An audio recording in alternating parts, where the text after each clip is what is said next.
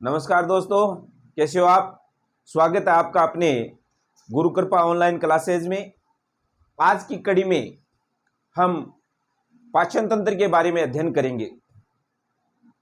हम भोजन किस प्रकार ग्रहण करते हैं, भोजन किस प्रकार हमारे शरीर के विभिन्न भागों में जाकर किस प्रकार इस भोजन का पाचन होता है, कैसे शरीर के विभिन्न अंग इस भोजन को इकट्ठा करते हैं और किस प्रकार ये हमारे शरीर के लिए उपयोगी होता है।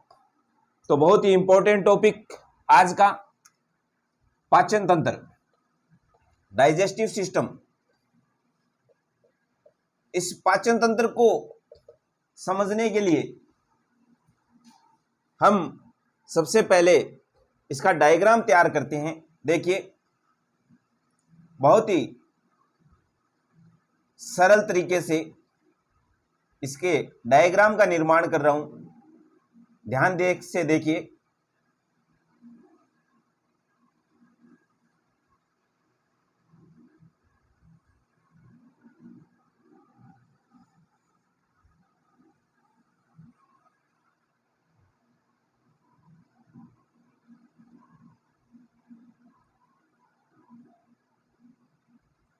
बहुत सरल तरीके से हम इसके डायग्राम का निर्माण कर रहे हैं। देखिए मित्रों, समझ में आ रहा होगा आपके।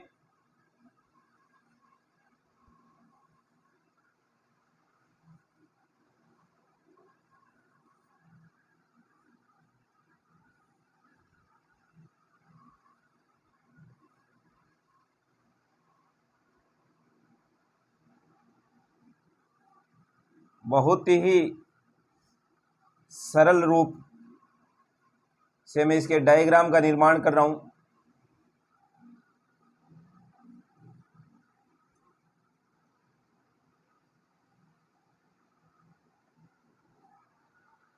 समझ में आ गया होगा। अब इसके भागों का, ये देखिए यहां पे अग्नाशय का अग्नाशय है, ये भाग यकृत। समझ में आ गया होगा बहुत ही सरल तरीके से। अब ये क्या है, मुख एवं मुख गुहा, इसे क्या कहेंगे, गर्सिका या इसोफेक्स। ये क्या है, अमाशय, जो आहार नाल का सबसे बड़ा भाग होता है ना। ये क्या है, यकृत। ये पित्ताशय, जो पीतरस का स्राव करती है ना। ये क्या है, अग्नाशय,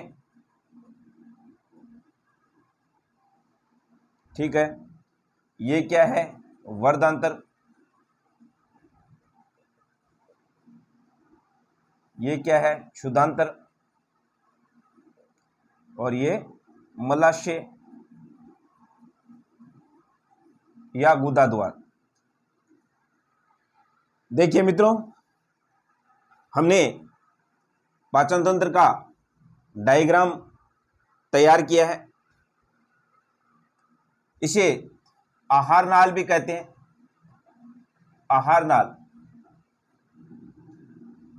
ये आहार नाल, या यूं कहें कि हमारे भोजन का जो पाचन, हम जो भोजन ग्रहण करते हैं उसका जो पाचन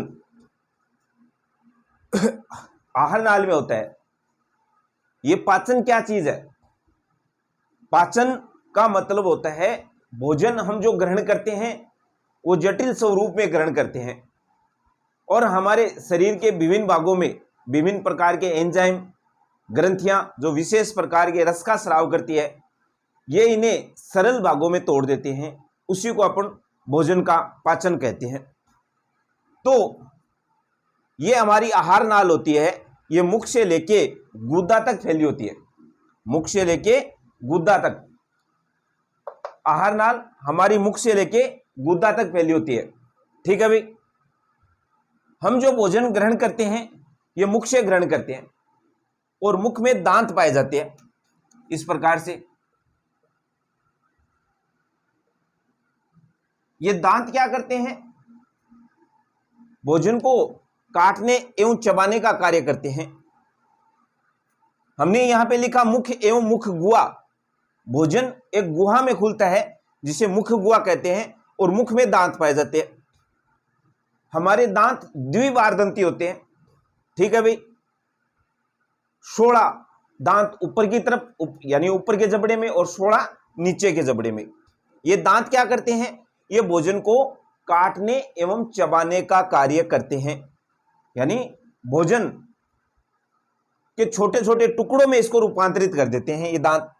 ठीक है, इसके अलावा मुंह में एक जीवा पाई जाती है, पेशीय जीवा होती है, जिसे हम सामान्य भाषा में जीभ कहते हैं, जीवा।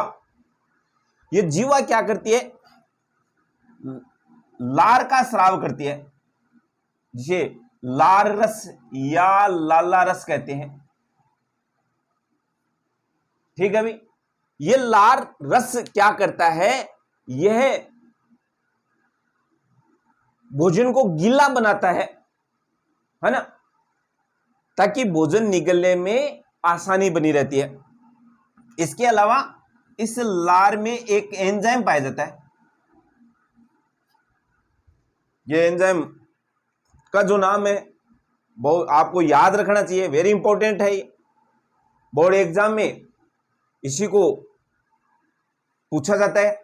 अभी आप ताजुब करोगे, आपका जो रीट फर्स्ट लेवल का पेपर हुआ था उसमें भी इस प्रश्न को पूछा था।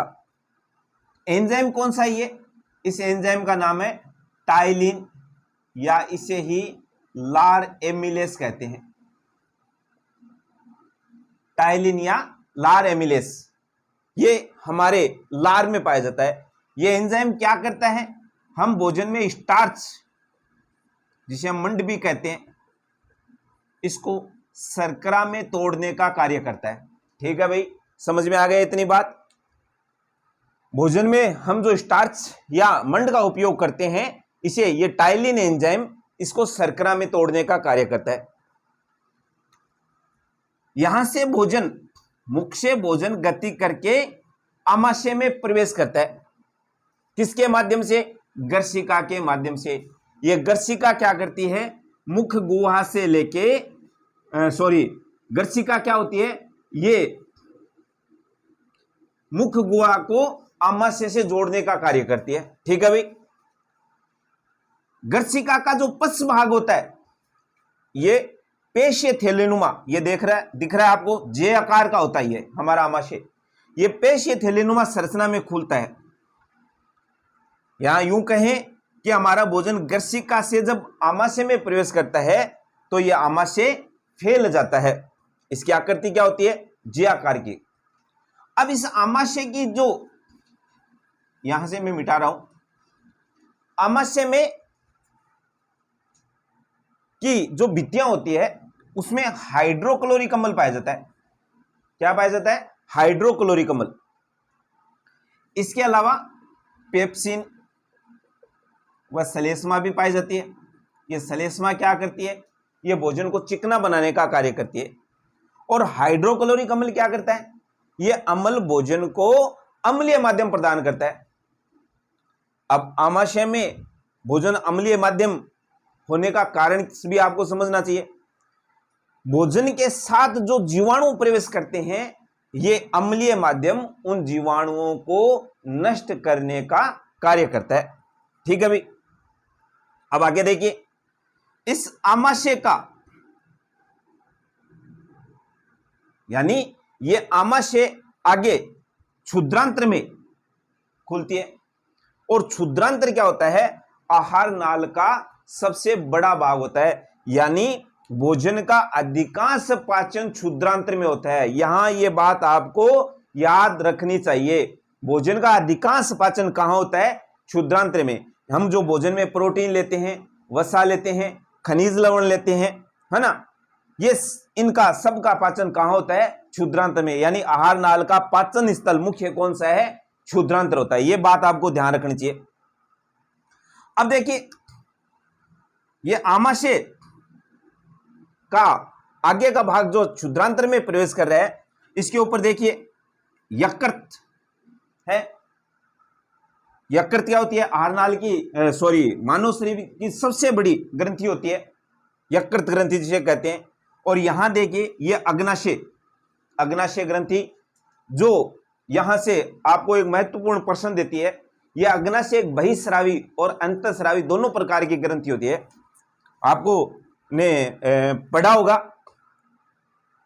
बहिस्रावी के रूप में अभी हम देखेंगे, ये अग्नाशय रस का स्राव करती है, और अंतःस्रावी के रूप में ये इंसुलिन और ग्लूकागोन हार्मोन का स्राव करती है, जो हमारे मधुमेह से संबंधित होता है, डायबिटीज रोग होता है उससे संबंधित होता है। उसकी चर्चा हम बाद में करेंगे। यहां फिर आप आइए, अग्नाशय की बात कर रहे थे, ठीक है। आमाशय में जैसे ही भोजन प्रवेश करता है, यह आमाशय फैल जाता है। आमाशय में हाइड्रोक्लोरिक अम्ल पाया जाता है, जो भोजन को अम्लीय माध्यम प्रदान करता है। आमाशय से भोजन गति करके क्षुद्रांतर में प्रवेश करता है। कहां प्रवेश करता है? क्षुद्रांतर में, जो आहार नाल का सबसे बड़ा भाग होता है। क्षुद्रांतर आहार नाल का सबसे बड़ा भाग होता है। यहां पर आपको फिर एक बात बता देना चाहता हूं, जो शाकाहारी जीव होते हैं, शाकाहारी जो भोजन में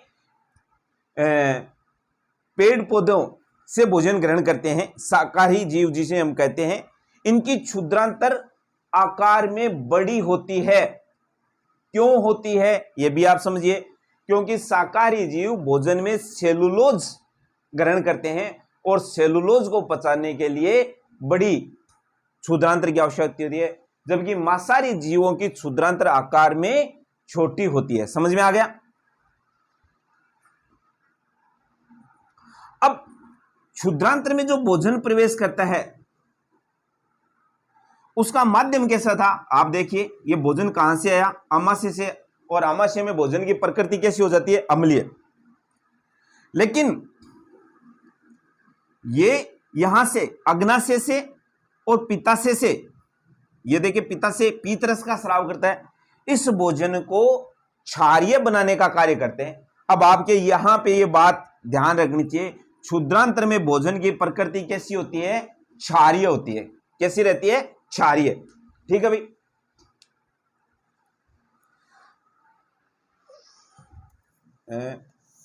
थोड़ा सा यहां से मैं मिटा रहा हूं, ताकि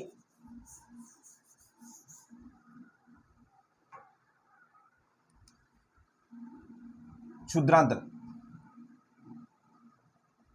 भोजन कैसा हो जाता है? क्षारीय हो जाता है। इसके अलावा इस क्षुद्रांतर में वसा भी बड़ी गोलिकाओं के रूप में पाई जाती है, जिसे पित्ताशय से जो पीत लवण का स्राव होता है, यहां से ये पीत लवण मिलाया जाता है। ये पीत लवण वसा को छोटी गोलिकाओं में तोड़ने का काम करता है। यहां पर यह बात बहुत इंपॉर्टेंट है, ठीक है। वसा बड़ी गोलिकाओं के रूप में पाई जाती है, जिसे पीत लवण क्या करता है? छोटी गोलिकाओं में तोड़ने का काम करता है। इसके अलावा पित्ताशय और अग्नाशय यहां रस का स्राव करता है, ठीक है। और उसके बाद में जो अंतर की जो भित्ति होती है, ये अंतरस का निर्माण करती है। इस अंतरस में प्रोटीन, वसा, है ना, इनको पचाने वाले एंजाइम पाए जाते हैं। जैसे प्रोटीन के पाचन के लिए ट्रिप्सिन एंजाइम पाया जाता है। याद रखना, प्रोटीन के पाचन के लिए कौन सा एंजाइम? Trypsin enzyme. और वसा के पाचन के लिए लाइपेज एंजाइम पाया जाता है। प्रोटीन के पाचन के लिए ट्रिप्सिन एंजाइम और वसा के पाचन के लिए लाइपेज एंजाइम पाया जाता है। अब ये